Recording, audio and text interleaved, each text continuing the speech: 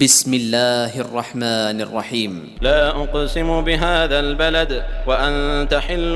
بهذا البلد ووالد وما ولد لقد خلقنا الإنسان في كبد أيحسب أن لن يقدر عليه أحد يقول أهلكت مالا لبدا أيحسب أن لم يره أحد ألم نجعل له عينين ولسانا وشفتين وهديناه النجدين فلاقتحم العقبة وما أدراك ما العقبة فك رقبة أو إطعام في يوم ذي مسغبة يتيما ذا مقربة أو مسكينا ذا متربة ثم كان من الذين آمنوا وتواصوا بالصبر وتواصوا بالمرحمة أولئك أصحاب الميمنة والذين كفروا بآياتنا هم أصحاب المشأمة.